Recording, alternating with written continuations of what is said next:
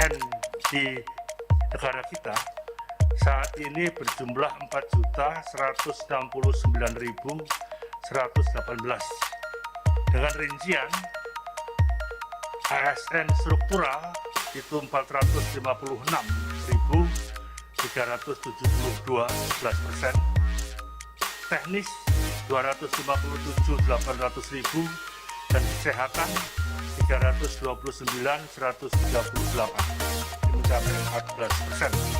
Kemudian guru 1.418.266, dosen 75.738. Kemudian pelaksana atau petugas administrasi adalah 1.630.804.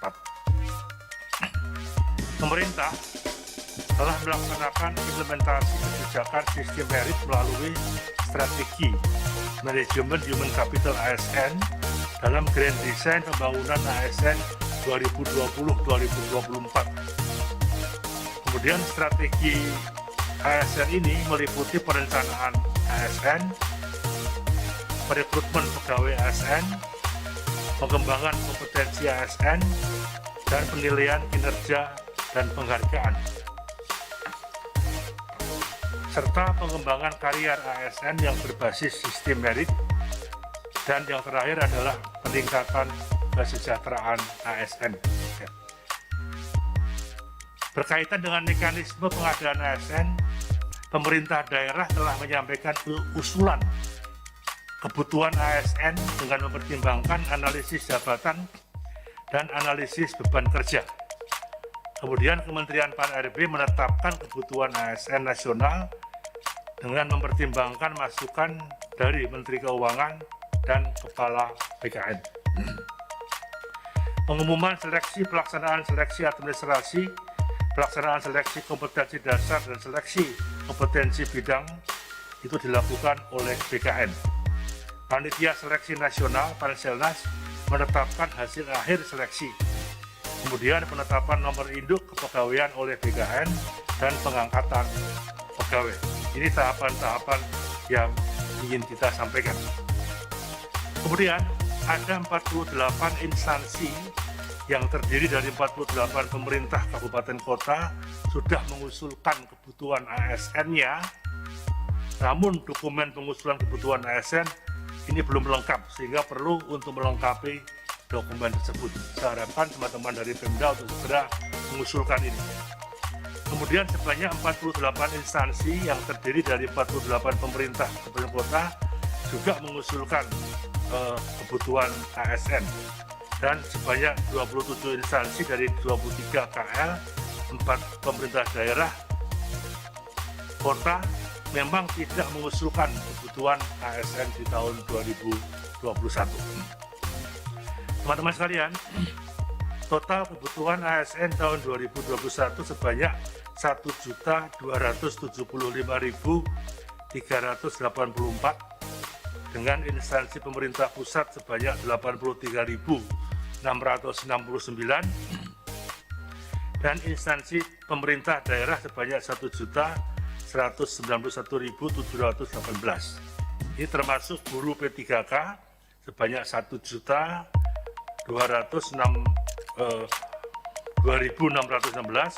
P3K non guru dan CPNS sebanyak 119.094. Ini beberapa tahapan-tahapannya. Kemudian total kebutuhan ASN 2021 yang tadi kami sampaikan sebanyak 1.275.384 formasi. Nanti Pak Teguh akan sedikit menjelaskan dengan detail mengenai alokasi penetapan kebutuhan tahun 2021 pada pemerintah pusat yang menyangkut dosen, dokter, tenaga komputer, penyuluh, dan sebagainya. Berikutnya, jabatan dengan alokasi penetapan kebutuhan terbanyak tahun 2021 bagi pemerintah kabupaten kota adalah jabatan guru kelas, guru panja sorkes, guru BK, guru TIK, dan guru seni budaya. Kemudian jabatan tenaga kesehatan meliputi perawat, bidan, dokter, apoteker, perangkat laboratorium kesehatan. Kemudian jabatan teknis meliputi penyuluh pertanian, auditor, pengelola pengadaan, barang dan jasa, dan pengelola keuangan, verifikator keuangan. Secara prinsip arahan Bapak Presiden memang lebih banyak kita fokuskan menerima pegawai yang bisa langsung terjun ke lapangan dan mengurangi penerimaan pegawai administrasi yang hanya duduk di belakang meja. Ini saya kira sudah kita koordinasikan dengan beberapa lembaga instansi seperti Kementerian Pertanian, seperti BKKBN, dan lain-lain sebagainya. Kemudian penetapan sekolah kedinasan tahun 2021 itu meliputi Politeknik Keuangan Negara, Institut Pemerintahan Dalam Negeri, Sekolah Tinggi Intelijen Negara, Politeknik Cyber dan Sandi Negara, Politeknik Statistika, Poltekkip dan Poltekim. Ada sebanyak 600 formasi, 20 sekolah kedinasan Kementerian Perhubungan, Sekolah Tinggi Meteorologi, Klimatologi, dan Geofisika. Kemudian seleksi sekolah kedinasan dilakukan pada tanggal 9 April tahun 2021 hingga tanggal 30 April tahun 2021. Pendaftaran dilakukan melalui sistem seleksi calon ASN yang dilaksanakan oleh BKN. Dan pada tahun ini Kementerian PANRB bersama BKN masih belum menentukan lokasi seleksi nanti yang akan diadakan, tapi pada intinya seleksi dilakukan dengan menggunakan komputer assisted test yang dikoordinasikan oleh BKN. Seleksi ini dilakukan di kantor pusat BKN, Kanrek, dan UPT BKN, dan lokasi mandiri yang diselenggarakan oleh sekolah kedinasan. Teman-teman sekalian, saya kira secara teknis nanti akan dijelaskan dokumen apa yang akan dipersiapkan, hal-hal apa yang harus dipersiapkan oleh instansi penyelenggara seleksi sekolah kedinasan, dan lain-lain sebagainya, termasuk rencana pengadaan guru P3K tahun 2021. Memang kebutuhan pada 34 pemerintah provinsi sudah mencapai 128.656 formasi. Kebutuhan pada 504 pemerintah kabupaten kota sebanyak 418.370 formasi. Kemudian rencana pelaksanaan seleksi P3K guru nanti Pak Teguh akan menjelaskan. Kemudian secara prinsip bahwa pendaftaran seleksi guru P3K tahun 2021 dilakukan melalui sistem seleksi calon ASN yang dilaksanakan oleh BKN. Kemudian seleksi dilakukan dengan sistem CAT dan dilaksanakan melalui UNBK Kemendikbud, di mana lokasi pelaksanaan seleksi ini masih belum dapat ditentukan karena panitia seleksi masih harus mempertimbangkan jumlah dan sebarannya.